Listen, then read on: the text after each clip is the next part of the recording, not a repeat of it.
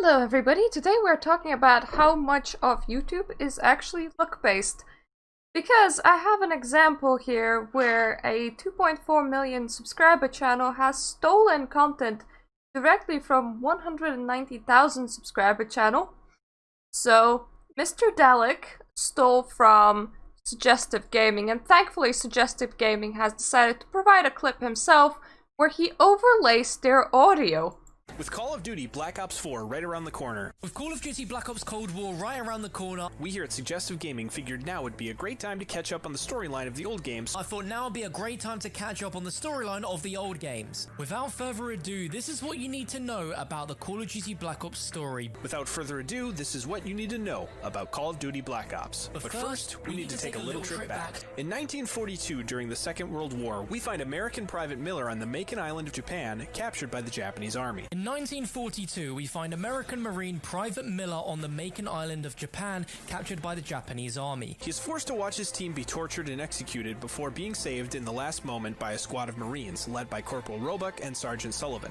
He's forced to watch his team be tortured and executed before being saved at the last moment by a squad of Marines, led by Corporal Roebuck and Sergeant Sullivan. The group lead an assault on the Peleliu beach, and Miller destroys the Japanese tanks there, allowing the American artillery to advance. However, shortly after, Sullivan is killed by a katana-wielding Japanese officer who's promptly killed by Miller. Sullivan's death triggers Roebuck's promotion to sergeant, and he and his squad take out a Japanese airfield.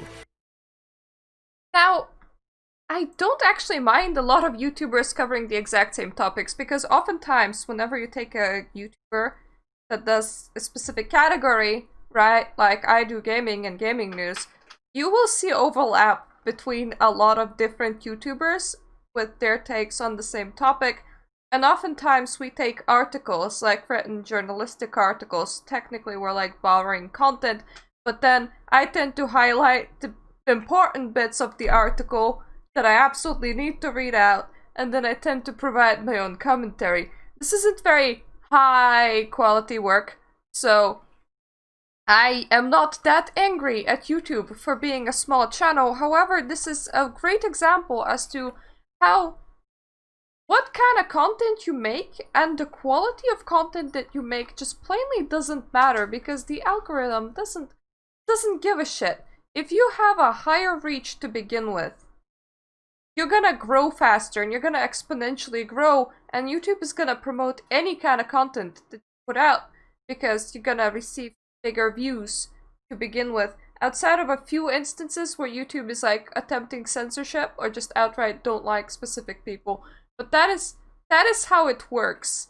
It's not about the quality. It is about how YouTube's algorithm interprets your channel and how much they push you. And the more views you can get up front, the more they're gonna push you.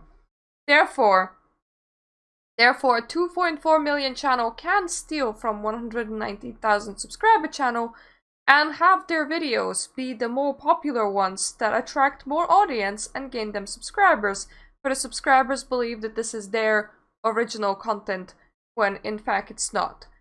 If you're gonna be inspired by another YouTuber, doesn't matter how big or small they are, if you're gonna be inspired by another YouTuber to make a video on a specific topic, that is perfectly a-okay. Perhaps consider not copying their script word for word. That is like the biggest issue here. The fact that the guy went in, saw the video, and was like, word for word, intonation for intonation, let's do the same thing, except put it on a bigger channel. I mean, this is... if you're copying somebody's homework, change the wording! This is such like a basic level insight that you get at elementary school that I don't know how you can sleepwalk into copying somebody's work this much outside of the fact that you just don't care.